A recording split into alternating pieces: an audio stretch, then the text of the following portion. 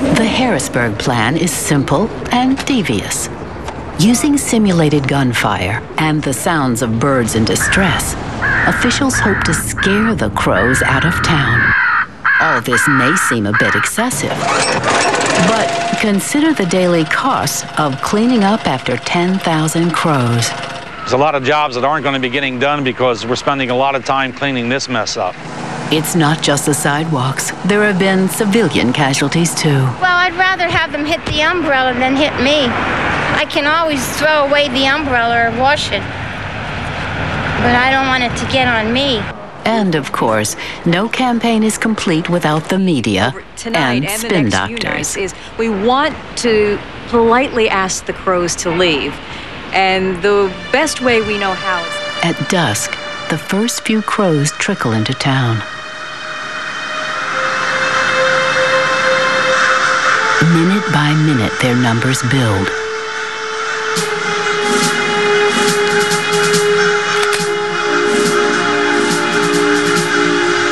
And at the height of rush hour, the trap is sprung.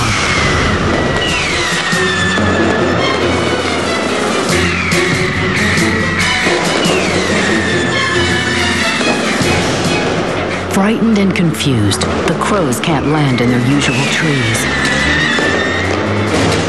For 2 hours, the flock endures hundreds of explosions. But once the sonic barrage dies down, the crows find a new home, just down the street. Back in Auburn, Kevin McGowan is discovering some of the same basic truths about crows. When we know we can disturb birds enough to get them to leave this tree alone, you know, we could get them out of this tree, but they'd just go over to that tree or something nearby, and if you could try to convince them to get out of town, that's going to take a little bit of work, and I don't know if it's doable.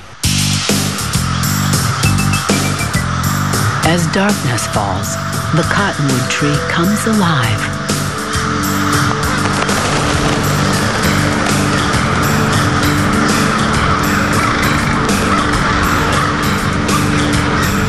Inner sanctum of Auburn's crow roost, Kevin's cameras reveal a dynamic avian society.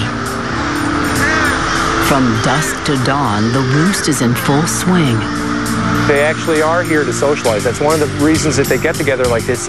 I don't know what they're saying. I don't know what they're talking about, but I do think that it's important for them to come in and interact. The roost is a place where young crows can find mates.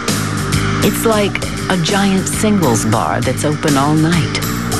And in the city, lights allow crows to fly in the dark, and some ability to see and evade attacking owls.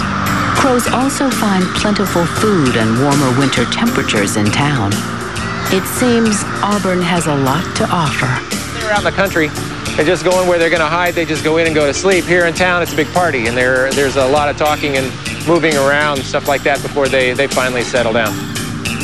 But there may be another reason why crows flock to cities. The countryside ain't always friendly.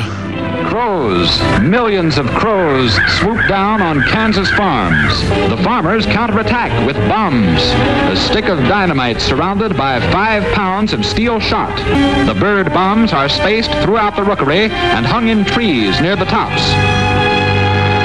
The bombs are exploded at night after they come back to roost. Next morning, 150,000 dead crows. That's a lot better than the old-fashioned scarecrow ever did. But millions of these black raiders still plagued Kansas fields. That was 1946. Today, dynamiting crows is illegal. But in most states, you can still hunt them. You may not know it, but Fayetteville, Arkansas is famous for more than one thing. Around these parts, crow hunting is a favorite pastime. And guys like Marty Powers light up when they think of killing crows. I hate them in a loving way. How about that? Good morning. Today, over 100 hunters are participating in a tournament. And there's just one objective. Kill all the crows you can kill. Let's see. Marty, his grandfather, and his uncle are crow hunting champions. Together, they've killed thousands of crows using decoys and sounds as a trap. They know crows look out for each other and will come to the aid of another crow in distress. And Marty uses this to trick the crows. We want them to hear a fight, we want them to see a fight, and when they get here, we want them to get a fight.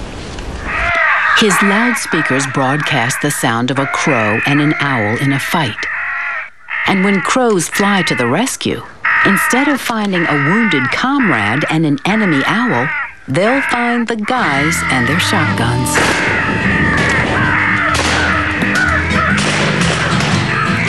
To Marty Powers, the only good crow is a dead crow. And if he had his way, this would be the solution to every crow problem. Team 16, got third place, Marty Powers, Shane Moon. Marty would like to take his crow shooting tournament on the road. And from information he found on the internet, he thinks he's discovered the perfect place to go. Auburn, New York. I would love to go up to Auburn, New York. Would love to go up and see it. Maybe someday they'll invite me up. But Auburn's not going to roll out the red carpet for Marty Powers.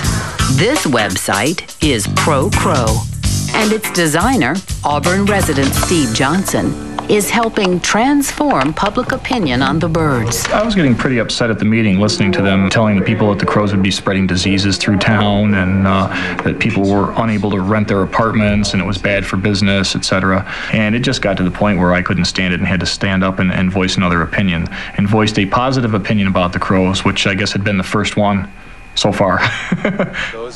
With Kevin McGowan's help, Steve brainstorms an alternative to declaring war on Auburn's crows.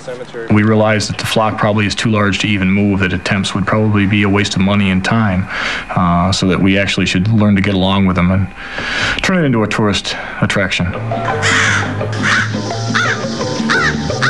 But can Steve really turn Auburn's scourge from the sky into a tourist attraction? Listening to the all-new WAUB Auburn, New York. But our guest this morning, Art Wenzel. What do you think of all those crows in town? I love them. There's some areas of the country who have made a tourist thing out of things like Bigfoot, and that's probably a hoax.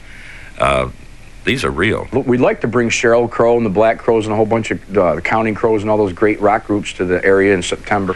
When they come back to roost, that would be awesome, wouldn't it? Yeah.